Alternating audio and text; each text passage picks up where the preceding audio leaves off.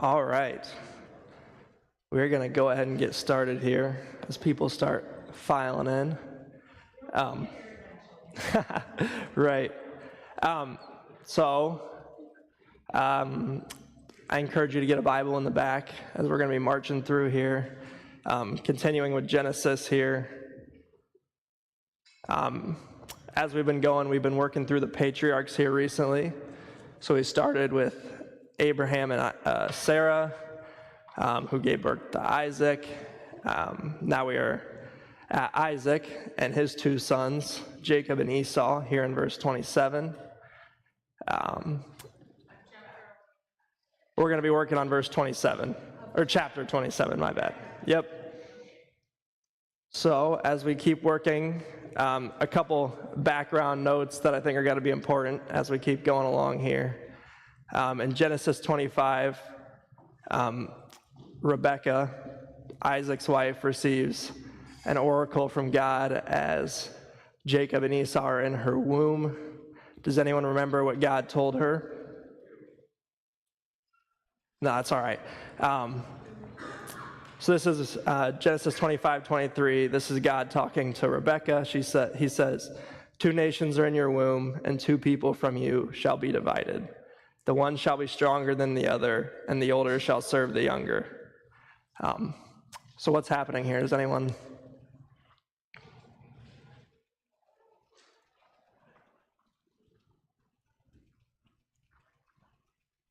So in this oracle here in Genesis 25, as a quick background note here we're going over, God comes to Rebekah, Isaac's wife, and tells her basically that the youngest son is going to be over the oldest son, which typically how it works in the Old Testament times is the older son gets the blessings, gets all the glory and glamour while the younger son is overlooked. So this is kind of showing, God working in his, uncommon ways. And then, as we keep working through 25 there, Pastor Andy went through this a couple weeks ago, but Esau sells his birthright to Jacob. Does anyone remember what he sold it to him for? Some stew, right? You guys got it. All right. So that's where we are, and we're going to pick up in chapter 27, verses 1 through 4. It reads, "When Isaac was old and his eyes were dim, so that he could not see, he called Esau, his older son, to him. 'My son,' he answered, 'here I am.' He said, 'Behold, I am old. I do not know the day of my death. Now then, take your weapons, your quiver, and your bow, and go out to the field and hunt game for me, and prepare me a delicious food, such as I love, and bring it to me so that I may eat, that my soul may bless you before I die.'" So what's happening here is Isaac is telling Jacob, "All right, go out, get me some food, give me a meal, and I'll bless you." How do we see this connect to the birthright that Esau gave away? What is he giving it away for? What is the... Right. And you're going to see this. This is a theme throughout.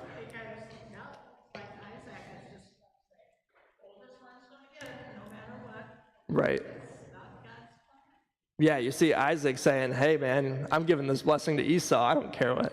Well, you wonder, because did Rebekah tell Isaac the oracle that Jacob's going to be greater than Esau? We don't know.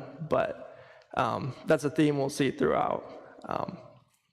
But as we were talking, Esau sold his birthright to Jacob for a meal. And I think it's kind of funny, maybe a coincidence, maybe not, that Isaac is asking for a meal from Esau to receive the blessing.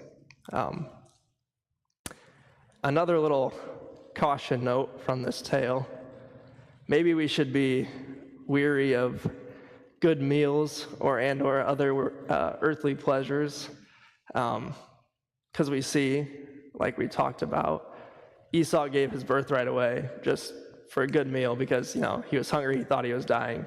Give me a good meal.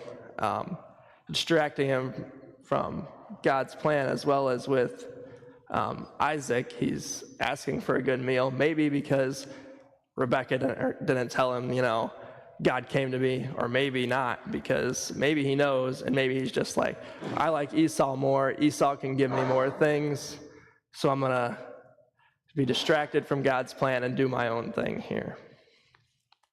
All right, so we continue now, verses 5 through 13. Now Rebekah was listening when Isaac spoke to his son Esau. So Esau went to the field to hunt game and bring it.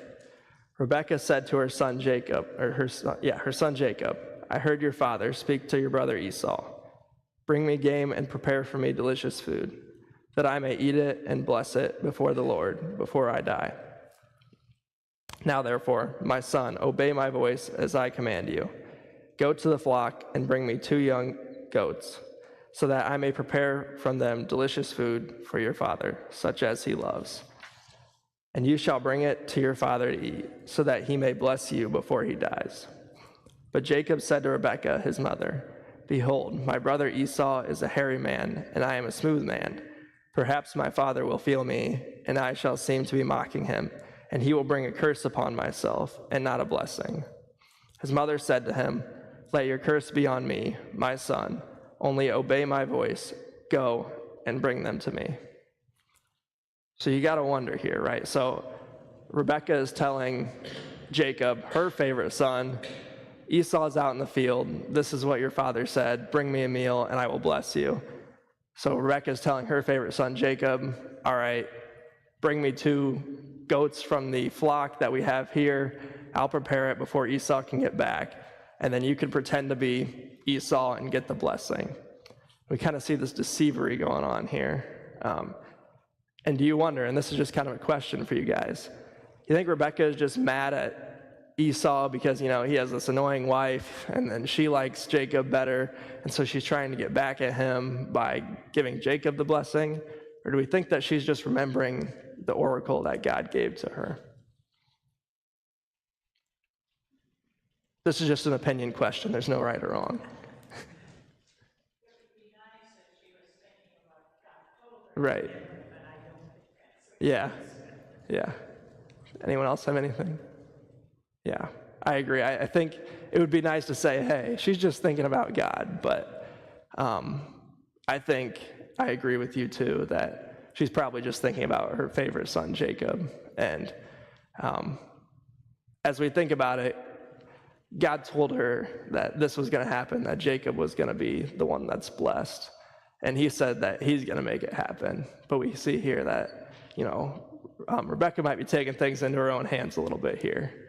As we talked about earlier, connecting with Sarah and Abraham, if you were here for the early service, she took things in her own hands by saying, Hagar, you're going to have my kid, which we see didn't work out well for them. Little strife going on there, but God provided either way. I also want to point out in verse 12, Jacob is concerned. He's like, why am I doing this? My father's just going to bring a curse upon me. And Rebekah firms up, taking matters even more into her own hands, and says, put the curse on me if Isaac were to curse you instead of bless you. All right. So as we keep working through here, we see Jacob bringing the goats to his mother. She prepares the meal, makes him appear, smell, seem like Esau.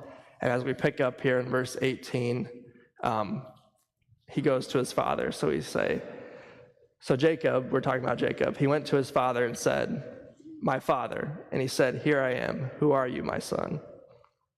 Jacob said to his father, I am Esau, your firstborn. I have done as you told me. Now sit up and eat of my game, that your soul may bless me. But Isaac said to his son, how is it that you have found it so quickly, my son? He answered, because the Lord your God granted me success. See, it's just a blatant lie here, and it's kind of funny he's using the Lord's name here as part of that lie. So then we continue verse 21. Then Isaac said to Jacob, please come near, that I may feel you, my son, to know whether you are really my son Esau or not. So Jacob went near to Isaac his father, who felt him, and said, the voice is Jacob's voice, but the hands are the hands of Esau. And he did not recognize him because his hands were hairy like his brother Esau's hands. So he blessed him. He said, "Are you really my son Esau?" He answered, "I am." Then he said, "Bring it near to me, that I may eat of my son's game and bless you." So he brought it near to him and ate, and he brought him wine, and he drank. So as we continue making those connections with the stew and everything, Jacob kind of takes the birthright from Esau with the stew and the meal here. And he's kind of getting what he sort of deserved, the birthright, the blessing, through a meal. And then verse 26, then his father Isaac said to him, "Come near and kiss me, my son." So he came near and he kissed him. And Isaac smelled the smell of his garments and blessed him and said, See the smell of my son is the smell of the field that the Lord has blessed.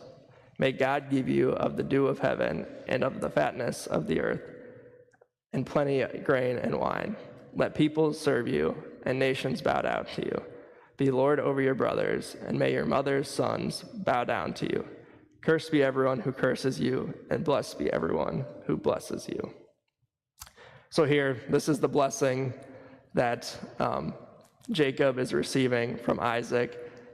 Isaac thinks he's giving it to Esau, but as we all know, he's giving it to Jacob, the younger son. And I want to point out in verse 28, when Isaac says, "May God give you the dew of heaven and the fatness of earth and the plenty of grain and wine." Who is Isaac really saying is going to be blessing Jacob? God. Yeah, it's pretty cool when you recognize, hey, it's not Isaac saying, "I'm going to bless you." It's really God working through this blessing. All right, marching through. Verse 30 to 32. As soon as Isaac had finished blessing Jacob, when Jacob had scarcely gone out from the presence of Isaac his father, Esau his brother came in from hunting.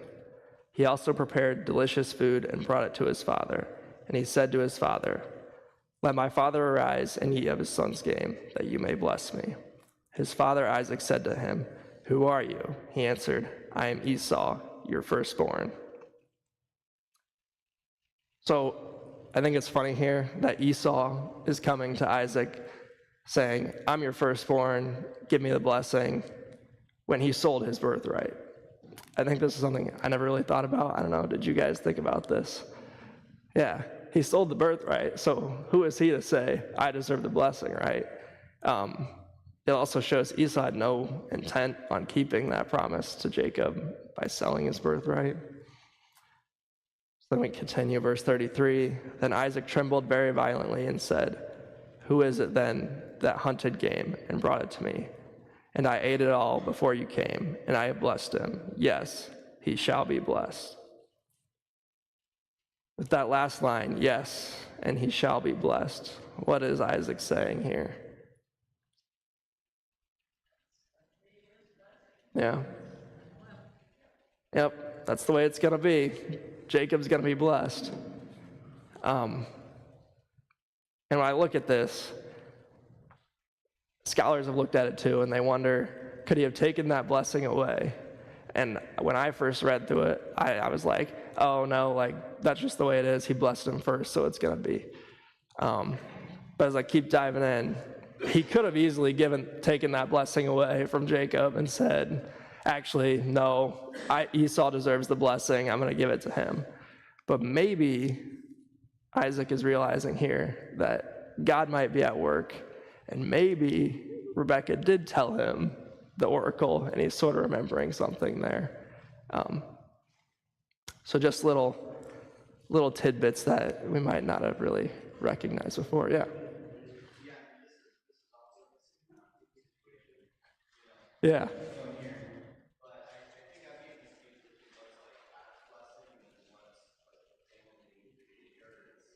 Yeah. Yeah, definitely. And I think, yeah, you're right. This is one of the most like drama-filled stories in the Bible, and I agree with you. You don't know what's the family blessing, what's the blessing from God, but I think the main thing is that the blessing from God is that the messianic line, like where Jesus is going to come from, he's coming from Jacob's line, and that's what's being blessed from God. I don't know if it really talks about either like the family inheritance, like is Jacob receiving all of that? I don't know if it really says that, because it's mainly just talking about the future and the blessing when we read it. But yeah, good point. Yeah, it is just like a sitcom here. It's kind of funny. All right, so verse 34 to 36. As soon as Esau heard the words of his father, he cried out with an exceedingly great and bitter cry, and said to his father, "Bless me, even me also, O my father." But he said, "Your brother came deceitfully, and he has taken away your blessing." Esau said, "Is he not rightly named Jacob? For he has cheated me these things 2 times. He took away my birthright, and behold, now he is taking away my blessing." Does anyone know what Jacob means in Hebrew? Right. It means he grasped the heel, but in an idiomatic version, in an idiomatic way, it also can mean he deceives in the Hebrew language. So we see here when we see Esau saying it's rightly named that he's named Jacob, it's because he's a deceiver. That's what he does, right? It says his name is he deceives. All right. So continuing in verse 36, then he said, "Have you not reserved a blessing for me?" Then 37, 38, we'll skip through a little bit, but Esau is begging, even more, like, "Father, bless me, like, I deserve this too, like, I'm the firstborn." Isaac responds saying, "Jacob's going to be Lord over you, like, this is the blessing I'm giving." And then Esau begs him again, and Isaac responds to the second blessing, or the second begging, saying in verse 39, picking up, "Then Isaac his father answered and said to him, Behold, away from the fatness of the earth your dwelling shall be, and away from the dew of heaven on high. By your sword you shall live, and you shall serve your brother. But when you grow restless, you shall break his yoke from your neck." In verse 40 there, when you grow restless, you'll break his yoke from his neck, or from your neck. Isaac is foretelling here. The descendants of Esau are the Edomites, and some of you may know, but later on in the Old Testament, the Edomites and the Israelites, who would be Jacob's descendants, kind of clash heads a little bit. So it's kind of foretelling that there's going to be that strife between you. And then even further in verse 39 to 40, as we just read. Can anyone draw a connection between Cain, specifically reading verse 39, Cain and then Esau? Yeah, Cain and Abel. What's the connection? Where are they sent? Yeah. Yeah. And that's even, Adam and Eve. They're sent away from the garden when they, make the mistake. Cain is going to be sent away from his family, separated from the line, and then the blessing goes to Seth and that family. And here, Esau, likewise, is sent away from the family. I think it's interesting, just those connections that keep reappearing, those themes that keep reappearing throughout the Old Testament. And you can pick those up on your own. Just keep reading and you'll see them. They're everywhere. Not much of a blessing. No, he doesn't. And I think that's kind of the point, too. He may maybe make it seem like it's a blessing, but it's really a curse, right? You saw it, right? Mm-hmm. Yeah. He's going to serve his brother. He's going to move away. There's not much good going on for Esau there, which, I don't know. You could choose. You might want to feel bad for him a little bit because, Jacob did deceive him. So, but this is God's plan. So verse 41 says, "Now Esau hated Jacob because of the blessing which his father had blessed him. And Esau said to himself, 'The days of mourning for my father are approaching. Then I will kill my brother Jacob.'" Once again, why is Cain sent away from his family in the story of Cain and Abel? He killed his brother. Yeah, you would think Esau would learn a lesson, maybe. I probably shouldn't kill my brother. That's probably a bad thing. And you would think he knows this story too. And then again here, he says, "Let me kill my brother." Thankfully, though, Rebecca, being the loving mother she is, overhears this, and he doesn't kill. But a question I have for you guys, do you understand maybe Esau's feelings here of wanting to get back at Jacob?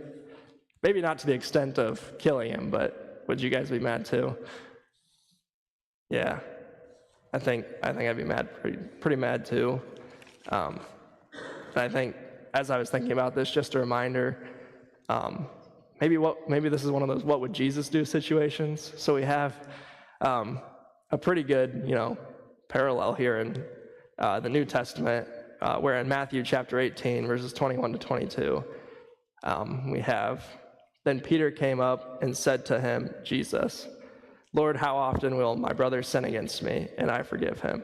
As many as 7 times? And then Jesus answers him, "I do not say to you 7 times, but 70 times. So as we think of maybe being mad at, our brothers, people we love, just keep in mind that God calls us to constantly be forgiving those who hurt us.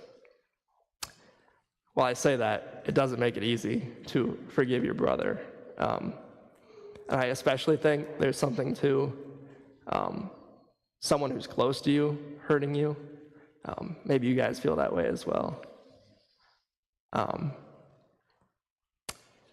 But we also see, as we continue, full circle moment here, back to Rebecca, who didn't necessarily fully trust in God's plan by taking things in her own hand, making Jacob seem like Esau.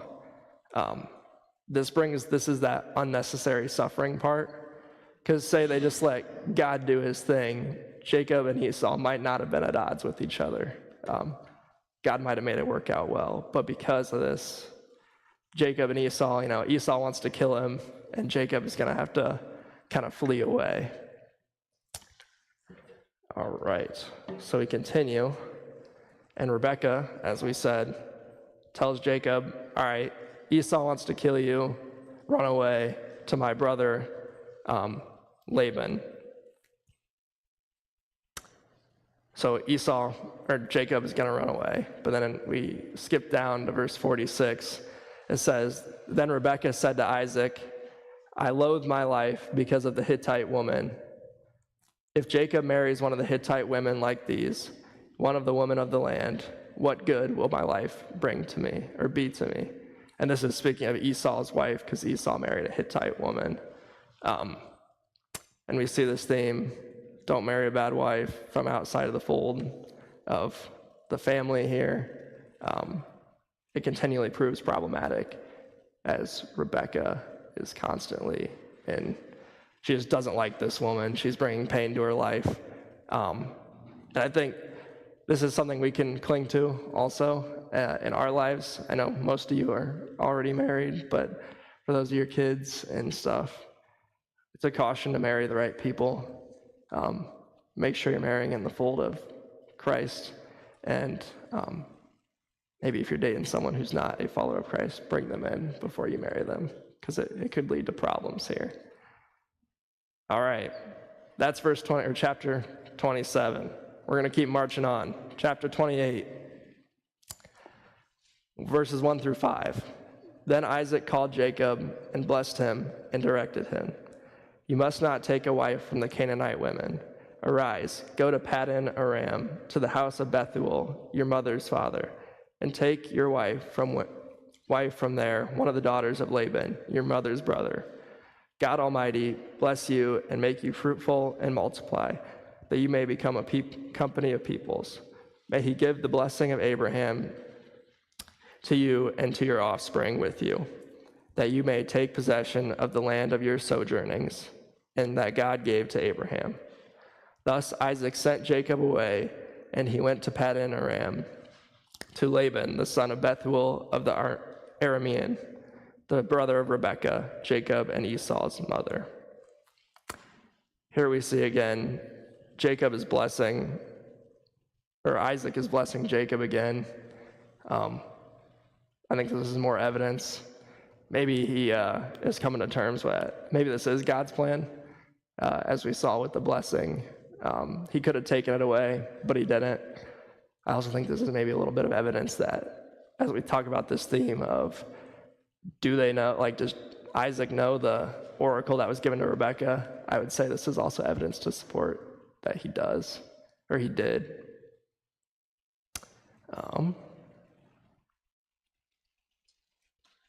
Where else is there a connection of taking a wife from within the family? Because Jacob's going to go and take a wife from his mother's family. Who else took a wife from their mother's family? Isaac. Yeah. Pretty cool, right? So in the next couple of verses, we see Esau, who takes a second wife, who is the daughter of Ishmael, who is Abraham, Isaac's dad's other son. And as we talked about, if you're in the early service, Hagar gives birth to Ishmael. So Esau is going to take a second wife from the family of Ishmael, his daughter. I never knew this before, reading up on this, but you might have. And he does this because he sees his father does not like the wife that he already has, and neither do his mother. And this is even more seen to Esau through Jacob being sent away to find his wife. So we see Esau here maybe turning a new leaf, right? What is he doing? What is he trying to do here? Yeah. Maybe trying to please his father a little bit, make up for it. Yeah. And I think from this point on, we're also going to see Esau not portrayed as such a horrible character.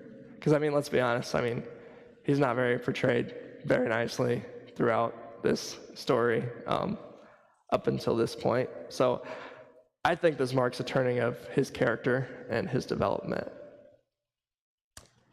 Alrighty. So at this point in time, we've kind of gotten a taste for all the characters in this story being Isaac, Rebekah, Jacob, and Esau. So what I want to do here together is kind of maybe go through and list some of the character traits that we see in all of them. And as we go through this as a big group, we'll go through each one as an individual. And then we'll break up into smaller groups and maybe see which ones we relate to the most. But to start out with, let's start with Isaac. What are some of the character traits that he has shown here? Maybe some of the actions that he's done. And for Isaac and Rebekah, you can draw back, if you remember, on past chapters too.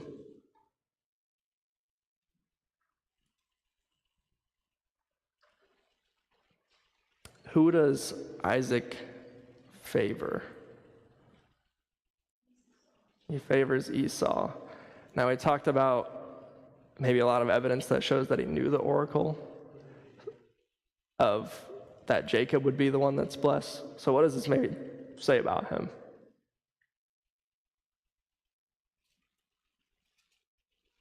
In his relationship to God's plans. Yeah. He might want to be someone who wants to do his own thing in response to even maybe knowing, or maybe he's just like, I don't trust my wife, that God came to her. Either way, we see that maybe he's not the most trusting man. So yeah, anyone have anything else on it? That doesn't seem to have a lot of positive things to say about Isaac. Yeah. He's there. His father was with him, chilling. He had the two kids, but it doesn't really say anything about anything positive about him. Yeah. That he trusted God and God blessed Yeah.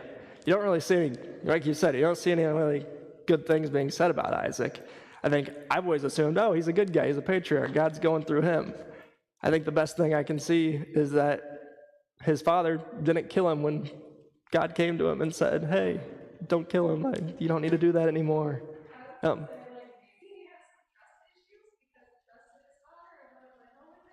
Yeah. Yeah. Maybe, that's a great point. I never even thought about that. Yeah. His father almost tried to kill him. Maybe he does have some trust issues here. All right. Let's move on to Rebecca.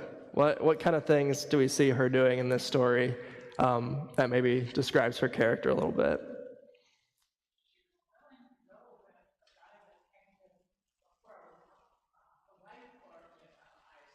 Mm-hmm.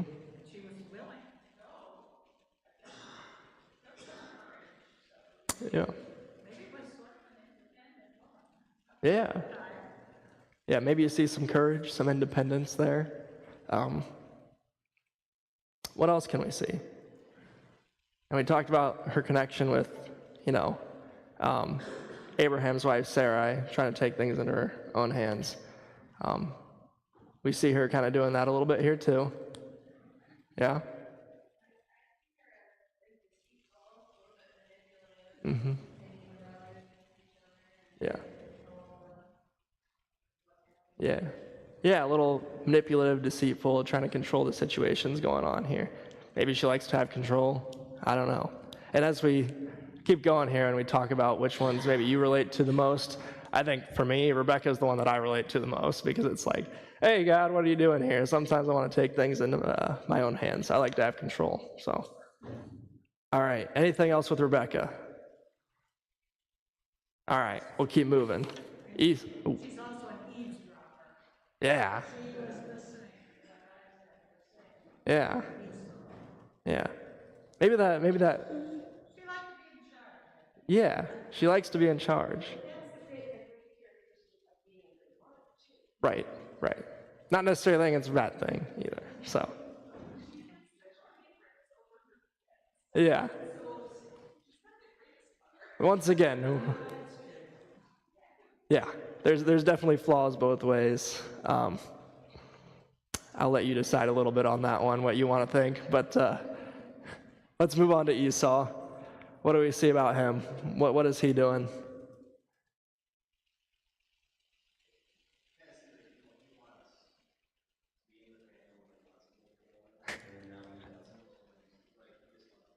Yeah, yeah.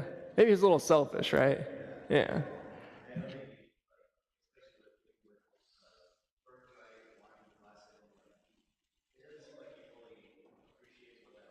Mm-hmm. Yeah. Yeah. Yeah. Yeah, he doesn't really see the bigger picture here, right? He just sees what's going to benefit him the most in the moment.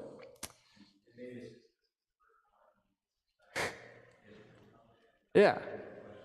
Yeah, I mean that's a good point too because as we talked about, like in the culture, he's the one that's supposed to get the blessing. So maybe he should feel a little entitled.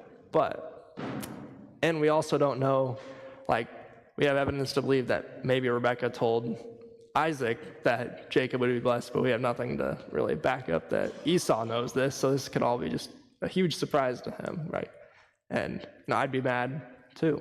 So anything else on Esau? Well, it says when he married the two Hittite women that they invited dinner for Isaac and Rebecca. Mm-hmm. As a husband, he could have stepped in and put a stop to whatever was making it bitter. Yeah, Somehow he just let it go on. that's a good point. Yeah, seeing what he should have done.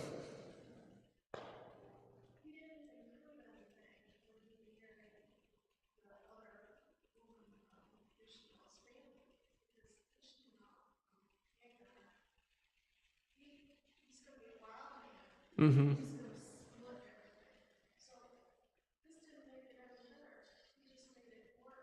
Yeah, yeah. Isn't that kind of funny too, right? Even when he tries to do good, it doesn't work out for him, right? Yeah. All right. Esau, anything else we got for him? All right, let's move on to Jacob. And we don't really, he's kind of portrayed as a good guy, but we don't really know much. So where do we see some sort of character traits of Jacob here? Think about his name. What does it mean?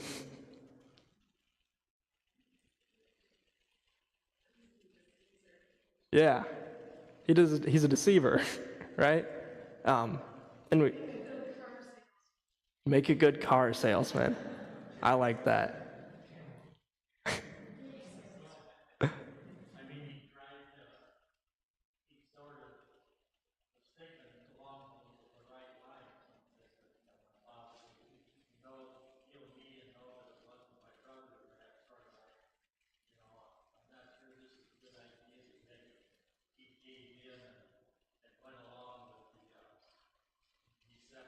Yeah, yeah.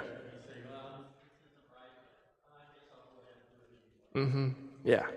And I'd actually argue that he maybe doesn't even see like, oh, this isn't. I mean, sure, he's worried about for himself, will I be cursed? But I think he's all for the deception. I mean, he did steal the birthright, not steal, but took the birthright in the first place from Esau. So, yeah. All right. Yeah, a little bit of a schemer. He's a mama's boy. He is. Although I don't want to get myself in trouble. Pastor Andy said a couple weeks he's not a mama's boy. I don't. So.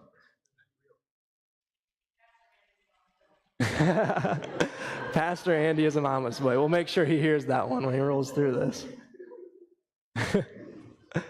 All right. Does anyone have anything else for Jacob? Yeah.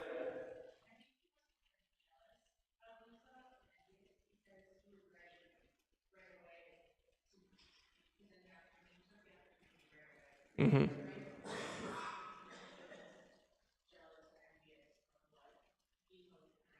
Yeah. Yeah. It didn't take much convincing for him to be, all right, let's do this. He definitely might have had some envy or jealousy in him. Well, you should get hung up on a single word that struck me when you read it was that, when Isaac says, how come you found the game so quickly? He said, because the Lord, your God, instead of saying the Lord, our God. Yeah. You know, really gave you sense in this story, at least, that he accepted God. Yeah. That's a good point. I never really thought about that. It says the Lord your God, not our God. So maybe Jacob isn't necessarily as much of a devout believer that you would think of a patriarch, right? Yeah, right. We'll get there. And that's actually, we'll talk more about that in 28 if we get there. Yeah, we'll keep moving along. I was going to have you all get into groups and talk about, which character you relate to the most, and maybe turn to your neighbor and talk about which character you maybe relate to the most. And then, we don't got much time here, but also maybe their relationship, what it looks like with God, and if it connects with your relationship with God at all. So I'll give you a few minutes to do that, but we're going to be moving on here quick. So just turn to a neighbor and quick talk about that.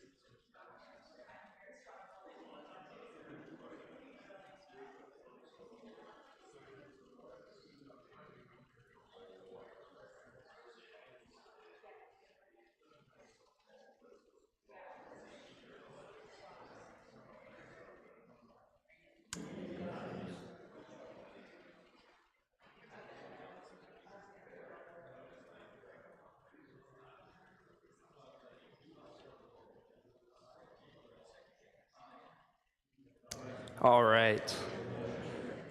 We're gonna bring it back in here. I'd love to keep talking about this, and I'm sorry I didn't plan as much time, but I'd like to get through a little bit more of 28 here. So let's rein it back in, picking up at chapter 28, verse 10. We read, Jacob left Beersheba and went toward Haran, and he came to a certain place and stayed there that night. Because the sun had set, taking one of the stones of the place, he put it under his head and lay down in the place to sleep. And he dreamed, and behold, there was a ladder set up on earth, and on top of it reached to heaven. And behold, the angels of God were ascending and descending on it. And behold, the Lord stood above it and said, I am the Lord, the God of Abraham your father, and the God of Isaac. The land on which you lie, I give to you and to your offspring. So this is foretelling. This is the land that he is going to later give to the offspring. So we see Isaac is in the promised land right now. Continuing on, verse 14, your offspring will be like the dust of the earth, and you shall spread abroad to the west and to the east, and to the north and to the south. And in you and your offspring shall all the families of the earth be blessed. Behold, I am with you, and will keep you wherever you go, and will bring you back to this land. For I will not leave you until I have done what I have promised you. So here, back to what you're saying over here, God appears to Jacob now, and so maybe Jacob's believing this God guy a little bit more, right? He's even blessing him. But why do we think, why would God bless him? He's such a deceiver. We see him, he doesn't really necessarily appear to be a great guy. Why is God blessing him? And I think this shows the character of God a little bit.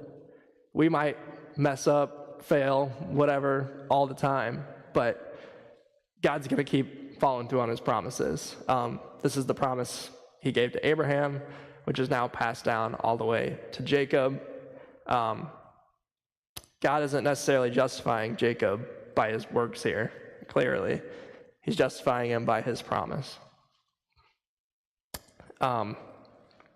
Also, so we continue, or in verse 13 and 14, we see that all the families of the earth are going to be blessed by this promise. This is us too. We're going to be blessed. This is a clear sign of Jesus, right? Foretelling of Jesus. And then this is the reoccurring theme of the covenant passing through the line of the patriarchs. What ways do we see God coming down to us today?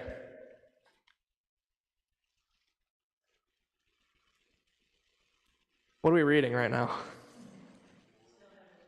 Yeah. God comes to us in his word. What do we do up here? Communion. Yeah. His sacraments and his baptism. These are all ways that we can see God comes down to us today, even still. Alrighty. Now, verse 16 through 22. Let's see what time we're at. All right, we got a little bit of time. Then Jacob awoke from his sleep and said, surely the Lord is in this place, and I did not know it.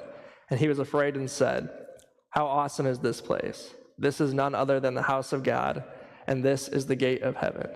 So early in the morning, Jacob took the stone that he had put under his head and set it up for a pillar and poured oil on top of it. He called the name of the place Bethel, but the name of the city was Luz at first. Then Jacob made a vow, saying, if God will be with me and will keep me in this way that I go, and will give me bread to eat and clothing to wear, so that I come again to the Father's house in peace, then the Lord shall be my God, and this stone which I have set up for a pillar shall be God's house. And all of that you give me, I will give you a full tenth to you. Continuing, Bethel. Does anyone know what Bethel means? It means house of God, right? So we see again, themes with these Hebrew names we are told, labels, names. They all have some sort of a meaning. And that's because, as we see in the text, God came down to Jacob here. I also want to point out where it is now considered Bethel a house of God. Later on in the Old Testament, in 1 Kings, it becomes a place of idolatry. There's 2 calves, so I think like golden calves that people start worshiping in this place. And I think this is a fair warning. Even sometimes places that were once house of God can easily turn into places that serve other gods, idols. So it's something to be wary of in your families and the institutions that you back. Just remember that if you once served the God once, you doesn't mean you're still serving him today. All right. So we are just about out of time. So we're going to end here. Just a couple conclusions that I want to kind of remind you about. God does not choose how humans would choose in picking who's going to be, the heir of his son, Jesus. Once again, he chose Jacob here, who's deceitful, yet God chooses him here, and this is kind of a theme throughout the ministry of Christ.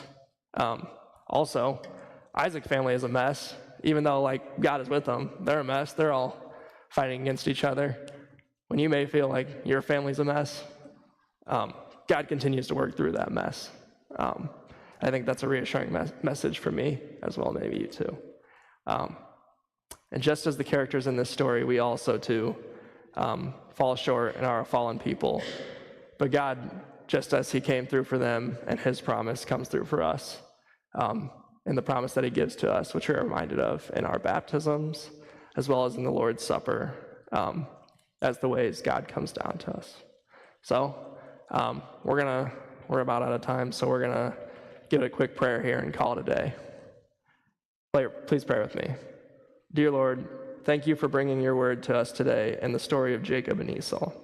I pray that you would continually guide us to your word, that through your word we may learn to live lives that are pleasing to you. In your name we pray. Amen. Thank you, guys.